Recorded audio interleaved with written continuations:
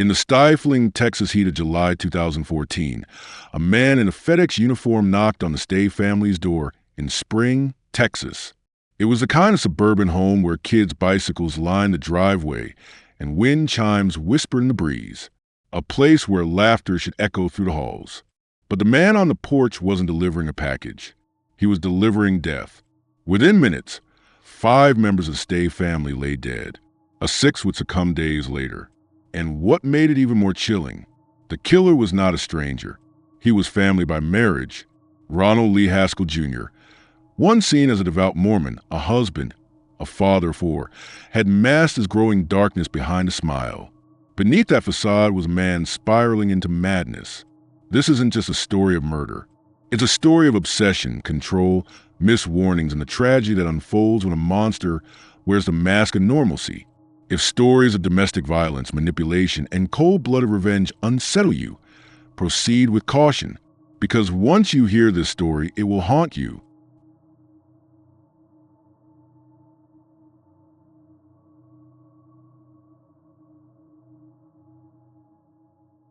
Born on August 26, 1980, in San Marcos, California, Ronald Lee Haskell Jr. was the eldest of 4 children in a devoutly religious Mormon family. Neighbors remember a boy who mowed lawns without complaint, who dutifully attended church every Sunday, and who seemed destined for a quiet, respectable life. But inside the Haskell household, discipline reigned supreme. Friends of the family would later recount how Ron's father ran a tight ship, with little tolerance for rebellion or dissent. Ron's upbringing was defined by a strict adherence to rules, religious devotion, and a deep-seated belief in order and authority. Those values would later twist into a dangerous need for control. By his early 20s, Ronald had served a mission in Brazil for the Church of Jesus Christ of Latter-day Saints. To outsiders, he embodied everything a good man should be: polite, hard-working, humble. But for those who knew him well, there were cracks beneath the surface.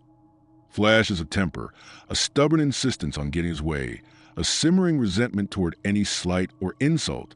In 2002, he married Melanie Lyon, a woman he had known from church circles.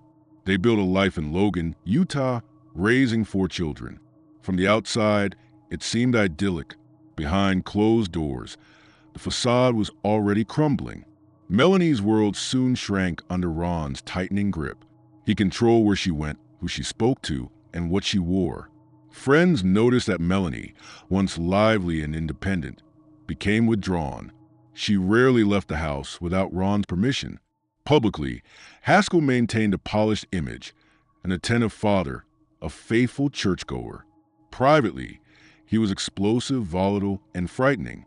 Melanie's friends would later testify about the warning signs: bruises hidden beneath long sleeves, sudden absences from social gatherings, tearful phone calls where she expressed fear but refused to go into detail. In 2008, a crack surfaced that could no longer be hidden. Ron was charged with domestic assault for allegedly dragging Melanie by her hair and slamming her head into a wall. The charges were later dropped. Melanie returned to him, persuaded by promises of change and apologies. But promises are brittle. The violence didn't stop. By 2013, Melanie filed for divorce and obtained restraining order. She fled to Spring, Texas, seeking refuge with her sister, Katie Stay, and her family. Ron was served with the order, a court-mandated distance between himself and his estranged wife. But paperwork doesn't stop obsession. In the months that followed, Ron's life disintegrated.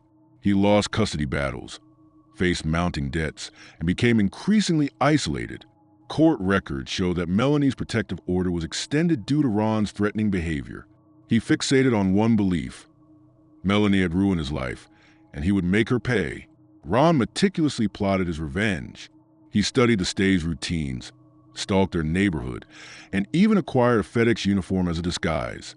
To everyone around him, he wore the mask of normalcy. Underneath, he seethed with hatred. He crafted an image of the delivery man to disarm suspicion, a strategy that would allow him entry into lives he planned to destroy. He carefully mapped out his plan, even making lists of other family members he intended to target after finishing with the Stays. On July 9, 2014, Ron began his journey, 1,500 miles from Utah to Texas, with 2 handguns, an arsenal of ammunition, and a mindset on annihilation. To the casual observer, he was just another traveler on the road. To those who knew what was coming, he was a storm bearing down.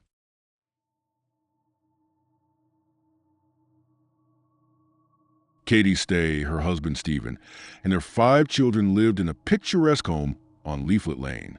Katie's sister Melanie had found a safe haven here. The Stays were known for their warmth, kindness, and tight-knit family bond. That bond would soon be shattered. At 5 p.m., Cassidy Stay, 15 years old, answered the door. The man in the FedEx uniform overpowered her and forced his way inside. Ron methodically gathered the family into the living room. Katie, Stephen, and their children, Brian, 13, Emily, 9, Rebecca, 7, and Zachary, 4, were bound with duct tape.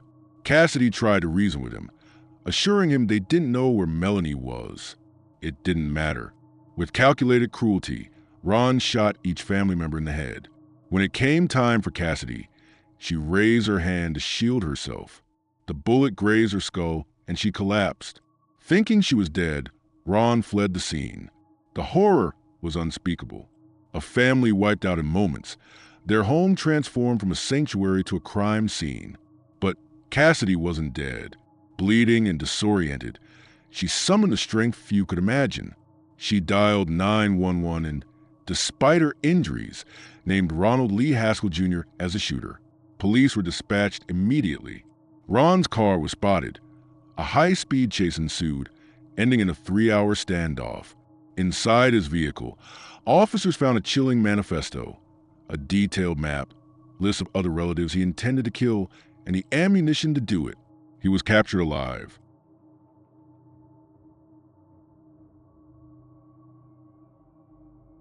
Cassidy's bravery not only saved her own life, but also likely prevented further bloodshed. Authorities believe that without her intervention, Haskell would have continued his rampage.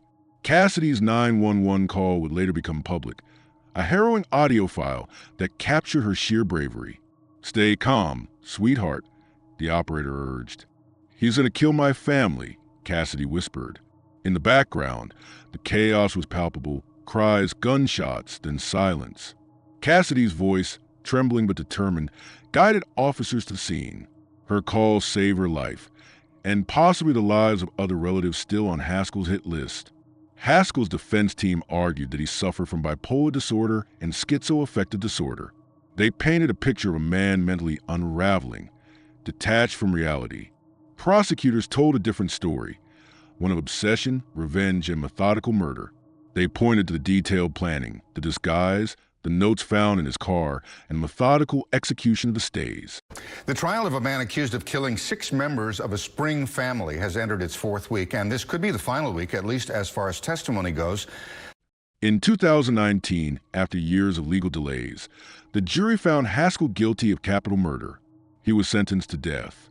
Jurors wept as they listened to the crime's details, heard the 911 calls, and saw the aftermath. The defense argued his mental illness impaired his judgment, but prosecutors countered with evidence of careful planning. The travel, the disguise, the hit list. The death sentence was unanimous. Cassidy Stay emerged not only as survivor, but as a symbol of resilience.